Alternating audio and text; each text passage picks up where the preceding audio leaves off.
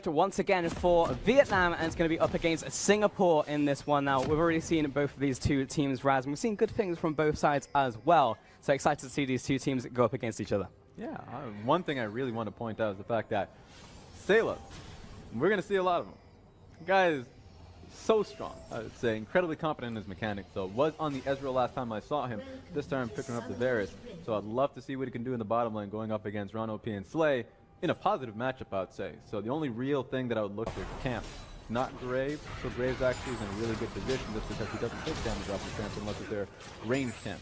So he's in a pretty good position because of all of this.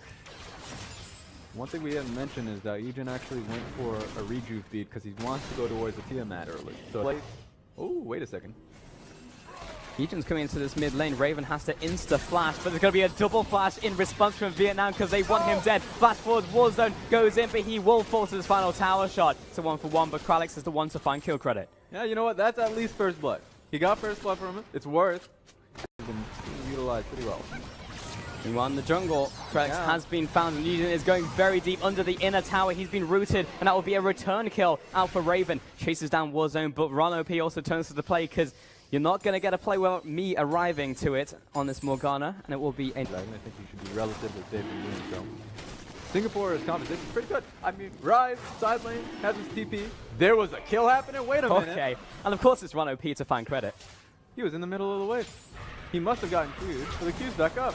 Yeah, he's got another Dark Binding. Presumably it was Soul Shackles that found the last one, considering it's on cooldown plus the Ignite.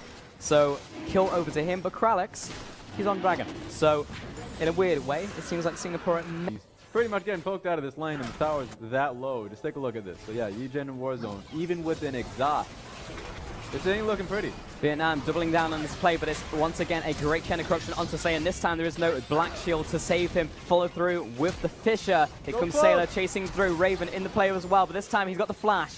Gets the kill on the Room Prison, but Stark is down here as well. He's looking for this 1 versus 3, but that was possibly one of the worst teleports I've seen in my life. Yeah, that was bad. And I mean, I know we're looking at the corpse of Graves because he was the one that died looking for I guess the bridge going down the bottom lane. But ultimately, it all happened bot side. It was a good position for Vietnam. Turned awful when Slay got picked up by the ulti from Sailor. Ooh, Raven.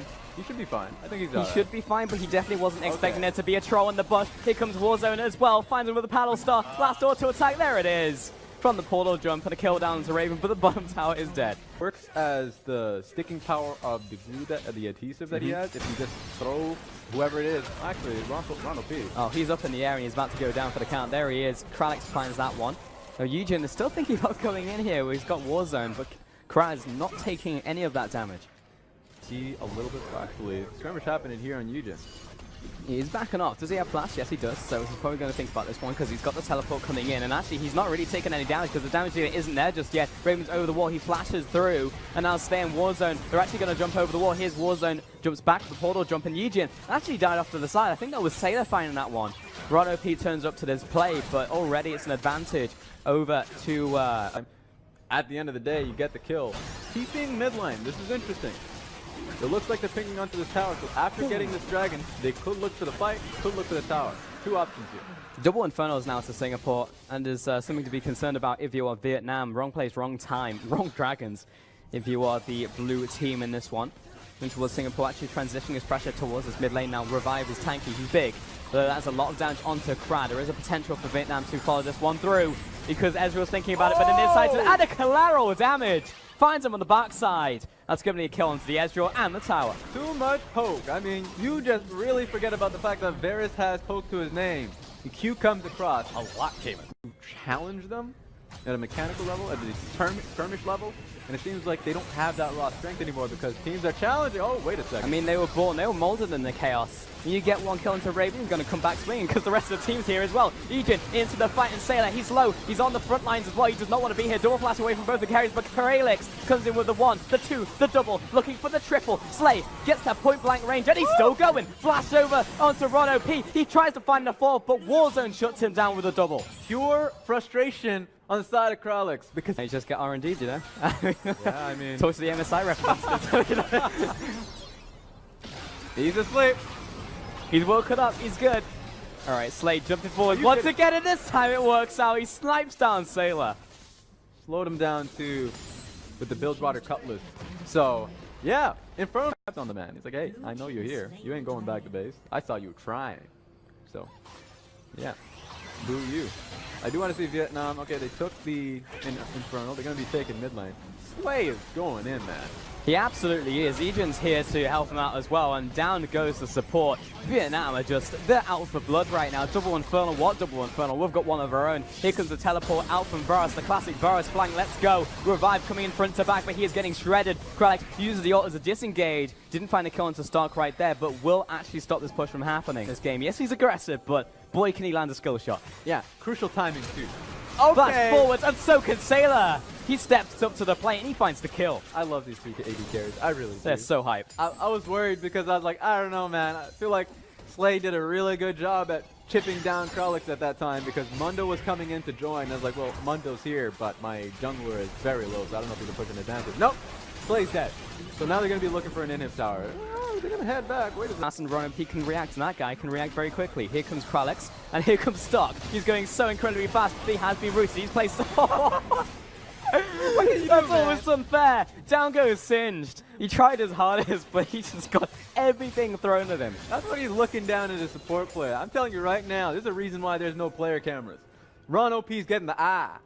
Stark, yeah, sure, you know, I shouldn't blame Ron OP because Singed just ran him down, didn't have Morgana beside him, but thought he wasn't going to get perma done, but he did. So that's his life.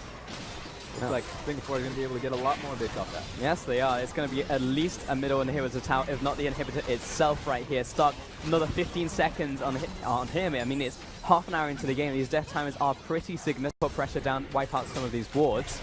That was a flash forward from Ron OP. He's actually committed. He's still going in. The Soul Shackles connect. Oh, stop for the back lines. You forgot he existed. Here comes the teleport out. Get to the chopper. Screams the Rise, and the rest of the team will manage to escape from this one, but the support being dead, Krat being dead, it will mean that Singapore have to watch on as Vietnam have started this Baron. Kralix is way too low in HP right now. It's going to be Vietnam taking these teamfight wins. Right, flashing away, and Sailor, he's in place, he's got nowhere to run! Oh, massive true shot barrage, and Raven, he's on the run. It's all going to be on the smite steal. Right now, Kralix is sitting by, just about to get a smite up. There we go, he has it up. And it's just good, but how should it be about him dashing over the wall and looking for it? He has no vision. He's he here! jumps over the wall, it's way too soon! Insta-dead. You know what? He had no wards to even see it, so he was time. He was gasped. For a flank play.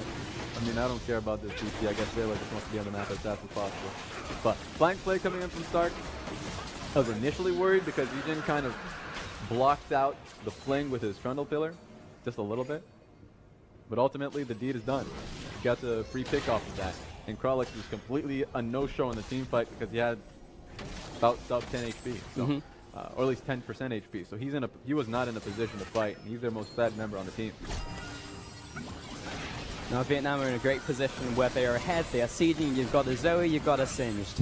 At the same time, you've got Morgana to block any counter-initiate. So momentum truly in Vietnam's favor right here. In Singapore, we're just going to have to try and stem the bleeding. Slay is going to be pushing in this mid lane because, of course, it will have to be escorted. There are super minions, of course, pushing in with them. But Vietnam, the prize is this tower to push as far as they can into the mid lane, as far as they can into these inner towers. They have a cannon that they're rolling with here. A lot of poke coming across. Brom's going to feel that thing. Singapore backing away. Revive's already low. He's going to be flung back into the team, and he is so low, already dead. He's meant to be the tank of the team, but he drops faster than anybody else. Here comes Vietnam looking for yet another tower here. It's probably just going to be an inhibitor conceded. Yeah, I mean, look at that. That's a cannon minion that's behind them, so they still have the minions to roll with. They technically can still move forward because Mundo is down for 30 seconds. Their primary tank, and down goes Graves. Wait a second. Oh, he's put asleep, and he is dead. Slay with the damage. Wipes out the jungler from the map. Now with 2 down, this is Vietnam knocking on the front door saying, hello, is anyone there? Are you going to respond? Because we are looking for the win. They're pushing down onto his Nexus turret. The first one falls, and Stark, he's full health. He wants to fling onto the AD carry, but he backs away. Krat low as well, backing towards the fountain. But it's actually Raven, who is in way too deep. Now trading off with Sailor, but it's onto the Nexus itself. There's split focus from Vietnam, but they still take down the AD carry, and they still take down Singapore.